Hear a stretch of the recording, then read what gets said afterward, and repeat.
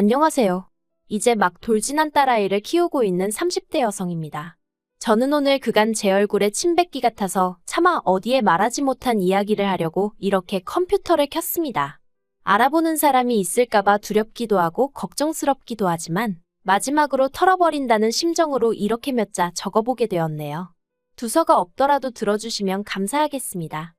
남편하고는 대학교에서 동아리 활동을 하다가 알게 되었습니다. 그리고 이후로는 서로 이따금씩 안부나 묻는 사이로만 지내다가 본격적으로 연애를 시작한 건 저희 둘 다 29살이 되었을 때였죠.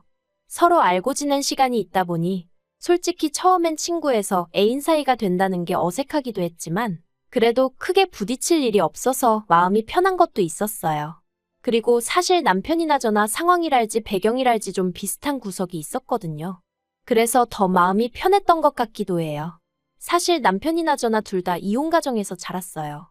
남편의 경우 남편 나이 6살 때 어머님 아버님이 이혼을 하셨고 이후로 어머님과는 거의 본 적도 없다고 들었습니다. 다시 만나게 된 게 저희 결혼 이야기 나오고 얼마 지나지 않아서였다니까 말다 했죠. 두 사람 사이에 딱히 기억이랄 것도 없고요. 참고로 아버님은 재혼 안 하시고 혼자 남편을 키우셨어요. 어머님은 아버님과 이혼 후 1년 만에 재혼하셨다가 10년 살고 또다시 이혼하셨다 들었습니다. 이후로는 본인 말씀으로 자유로운 영혼처럼 사셨다는데 이건 여담이지만 60도 넘으신 여사님 입에서 자유로운 영혼처럼 살았다는 건 무슨 뜻일까 하는 생각이 잠깐이지만 들었고 별로 좋게 들리진 않았어요. 아마 이미 이때 제가 어머님에 대해서 별로 좋은 감정이 아니었는지도 모르겠습니다. 내 남편의 어머니라곤 해도 내 남편을 키워주신 분은 아니라서 그랬는지 아니면 제 처지와 비슷해서 그랬는지도 모르겠어요. 저희 친정부모님은 제가 중학교 때 이혼을 하셨고 이후로 저는 친정어머니 손에서 자랐습니다. 그래도 저는 고생은 많이 안 했어요. 외가 쪽에 재산이 있어서 외조부모님이 친정어머니랑 저를 많이 챙겨주셨거든요. 그래도 친정어머니는 마음고생은 많이 하셨을 테지만요. 그리고 저 또한 남편처럼 친정아버지에 대한 기억이 별로 없어요. 이혼 후 친정어머니 말씀으로는 양육비는 한 1년 정도 보내다 말았고 이후로는 어디 가서 새살림이라도 차렸는지 아니면 죽었는지 소식을 전하지 않더랍니다. 친정어머니는 그런 친정아버지가 야속했지만 굳이 찾으려고 하진 않으셨대요. 아무튼 이런 배경이 비슷하다 보니 소위 서로 척하면 척하고 알아들었고 그게 너무 편하고 좋아서 결혼까지 결심했어요. 그런데 결혼식 날짜 잡고 식장까지 다 결정되고 나서야 남편이 어머님하고 연락이 닿았다는 이야기를 전해왔고 솔직히 저는 혼란스러웠습니다. 저에겐 없을 줄 알았던 시어머니라는 존재가 생긴 것도 얼떨떨했고 남편도 그다지 기뻐 보이지 않았거든요. 그런데 더 황당한 건 어머님께서 저희 결혼식에 그것도 혼주석에 앉고 싶어 하신다는 사실이었어요. 사실 저는 친정아버지가 안 계시니 남편과 같이 입장하려고 했고 화촉점화는 이미 아버님과 저희 친정어머니가 하시는 걸로 생각하고 있었거든요. 그런데 갑자기 생각지도 못한 어머님이란 존재가 나타나서 감나라 배추나라 하니까 솔직히 달갑지 않았습니다. 하지만 거기까지도 그러려니 하고 이해하려 했어요. 어쨌든 어머님께는 저희 결혼식이 큰 의미겠구나 싶어서요. 그런데 그게 다가 아니었습니다. 남편이 전하길 어머님이 당신 친척들과 지인들도 부르고 싶어 하신다는 거예요. 20년 넘게 얼굴은커녕 서로 소식도 모르고 지냈던 사람들을 말이죠. 그리고 그때부턴 솔직히 어머님이 도대체 저희 결혼식을 뭐라고 생각하시는 건가? 짜증도 나고. 그래서 결국 하객의 머릿수를 이유로 어머님께 친인척분들까지 모실 자리가 없을 것 같다고 말씀을 드렸습니다.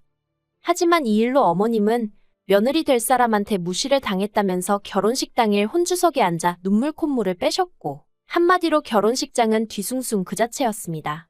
남편은 그런 어머님께 이럴 거면 그냥 돌아가시란 소리를 했는데 그게 또 빌미가 되어 어머님은 피로 현장에서도 훌쩍이셨으니 정말이지 저야말로 너무너무 속이 상해서 신혼여행지로 향하는 내내 눈물만 나더라니까요. 그런데 이건 시작에 불과했습니다.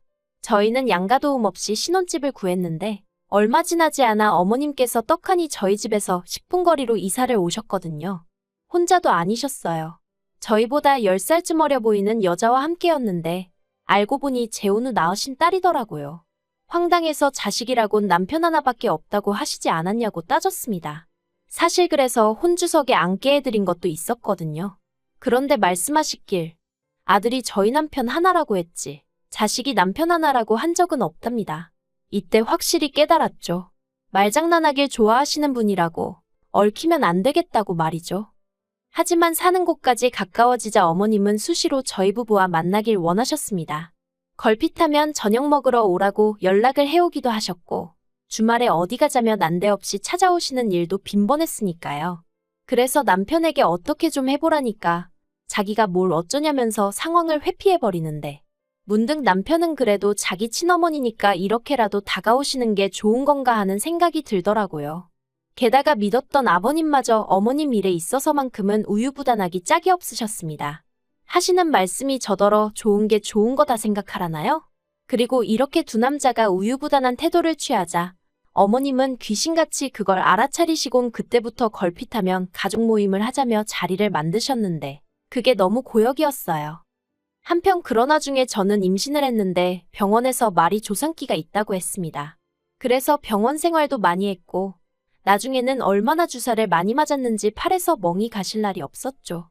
그런데 그런 와중에도 어머님은 그 가족 모임을 하지 못해 안달이셨고 그런 모임에 제가 응하지 못할 때면 남들은 잘만 낳는 애를 가지고 저런다며 자기도 둘이나 낳았지만 저처럼 유난스러운 사람은 본 적이 없다고 혀를 차셨어요. 지금 생각해보면 이런 일들이 하나씩 쌓이고 쌓였다 보니 제가 이렇게 더 화가 난 것 같기도 한데 아무튼 그렇게 제가 애를 낳고 나니까 이후로는 저희 애를 어디다 자랑을 못해서 안달이셨습니다. 아이 낳고 100일도 되지 않은 저에게 이모님한테 안부 전화 좀 드리라며 이모님이 저희 애를 보고 싶어 한다고 언제 갈 거냐고 하루가 멀다 하고 사람을 들들 볶지를 않나. 난데없이 삼촌이란 분과 영상통화를 하게 만드시질 않나. 그럴 때마다 너무 짜증이 났고 아무리 남편을 낳아주신 분이라지만 그렇다고 이렇게 나한테 함부로 하셔도 되는 건가 싶은 게 하지만 남편이란 작자는 중재는커녕 어려운 일도 아니지 않냐. 우리 애한테도 예뻐해 주시는 친척분들이 많이 생기면 좋은 거 아니냐 하며 저에게 무조건적인 이해만을 바랬으니 솔직히 저도 점점 더 예민해지고 어머님 말 한마디 한마디에 날이 서는 게 느껴지더라고요. 게다가 갑자기 생긴 신우라고 해야 되나요? 어쨌든 남편하고 피가 반은 섞였으니 어머님이 재혼해서 낳으셨다는 그 딸. 어머님은 제가 그 딸에게 살갑게 대해주지 않는다며 그렇게 서운함을 호소하셨어요. 사람 정이 그리운 애라면서 제가 언니처럼 좀 챙겨주면 얼마나 좋겠냐고. 왜 이렇게 선을 긋냐 하시면서 나중에 저희 부부한테 무슨 일이라도 생기면 저희 애각이 될 건 당신 딸 그러니까 고모뿐이 없는 거라면서 저더러 신경 좀 쓰라는 말씀을 몇 번이나 하셨죠. 뿐만 아니라 저희 집에만 오시면 제 옷이나 가방을 마음대로 들춰보시곤 이런 건 젊은 아가씨가 하는 거 아니냐며 뭐라도 하나 가져가실 궁리만 하시는 게 눈에 보였는데 그럴 때마다 아무리 어머님이라지만 음흉하다고 해야 할지 아무튼 가뜩이나 싫었는데 더더 싫어지더라니까요. 그러다 결정적으로 어머님하고 정리를 못했다간 내 결혼 생활이 파탄나겠구나 싶었던 일이 벌어진 건 올해 초였습니다. 어머님 생신이 다가오고 있었고요. 그런데 저희 어머님이 실제 생신하고 호적 생신하고 다르다고 하셨거든요. 할아버님이 호적 신고를 늦게 하셨다나요. 그래서 실제로는 2살 더 많으시고 그러니 환갑도 지나간 상황이었는데 다짜고짜 당신 환갑 때는 제대로 뭐 축하도 못 받고 지나갔다면서 법적으로 환갑인 올해 제대로 축하를 받고 싶다 하시더라고요. 그리고 이때만 하더라도 제가 어머님을 싫어하긴 했어도 환갑은 좀 특별한 날이니까 어디 좋은데 모시고 가서 식사라도 하고 바람이라도 쐬고 오자고 할까 하고 생각만 하고 있었어요. 그런데 어머님이 먼저 하시는 말씀이 당신 친구분들은 환갑 때 자식들이 여행 보내주더라면서 당신도 유럽 여행을 다녀오고 싶으시다 하셨습니다. 그리고는 당신이 다 알아보면 된다고 그냥 현찰로 1000만 원만 보내라 하셨는데 황당하더라고요. 그래서 제가 남편에게 우리 그럴 돈 없는 거 알지 않냐고 어머님한테 잘 말씀드리라고 했죠. 그런데 이틀 뒤 주말이었는데 아침부터 어머님이 저희 집에 연락도 없이 오셨습니다. 애가 간신히 잠들었는데 어머님이 하도 현관문을 시끄럽게 두들기셔서 애는 잠에서 깨서 울어대고 너무너무 짜증이 났어요. 그래도 짜증을 억누르고 현관을 열었는데 어머님이 다짜고짜 저한테 삿대질을 하시면서 저더러 시애미를 무시해도 정도가 있는 거라며 저더러 시집 올 때 해온 게 뭐가 있냐입니다. 예단 하나 제대로 해왔냐고요. 예단이나마나 양가도움 일체 안 받고 한 결혼이었어요. 저라고 뭐 예물 하나 받은 거 없습니다. 그래도 저는 아버님 양복 한 벌은 맞춰드렸지만 전 정말 가락지 하나 받은 게 없어요. 결혼 반지도 저희 둘이 돈 합쳐서 샀으니까 서로 사줬다면 사준 거지 받았다는 표현은 지나치죠.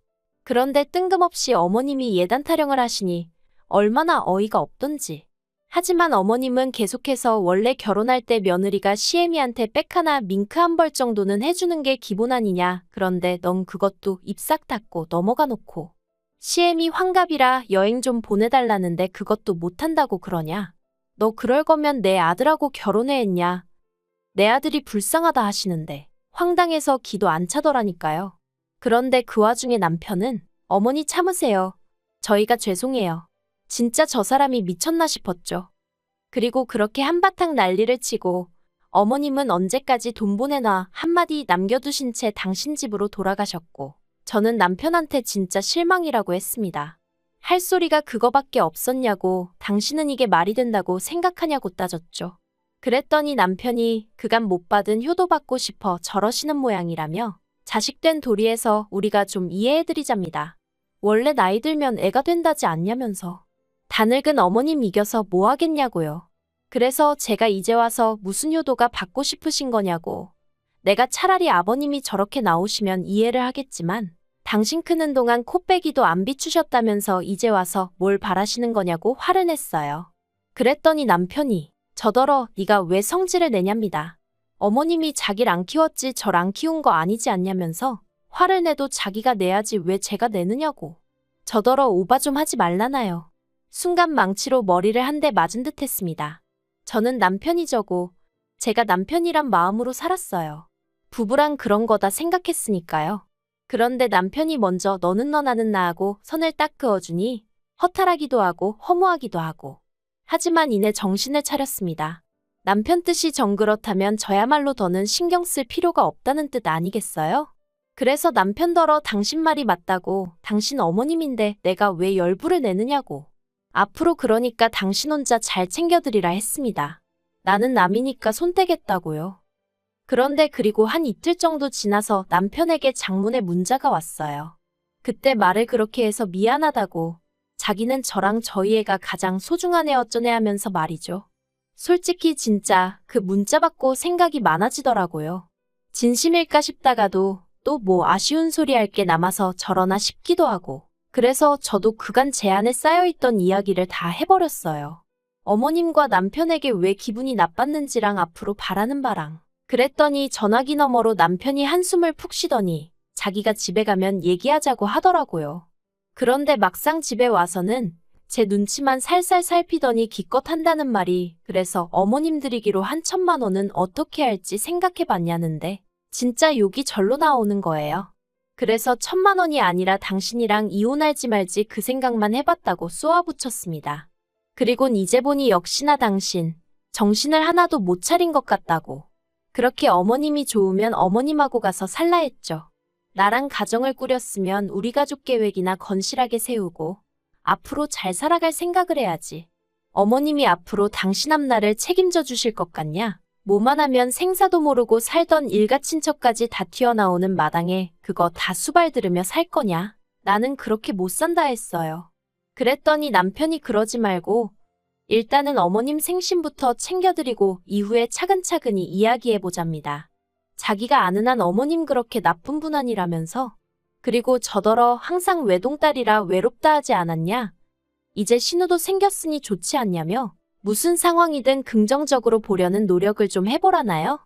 마치 저를 무슨 어린아이 타이르듯 달래려드는 남편을 보고 있으니 정말 너무너무 화가 나는 게. 그래서 다 필요 없다고 더는 복잡한 당신 집 구석하고 얽히기 싫다 했습니다.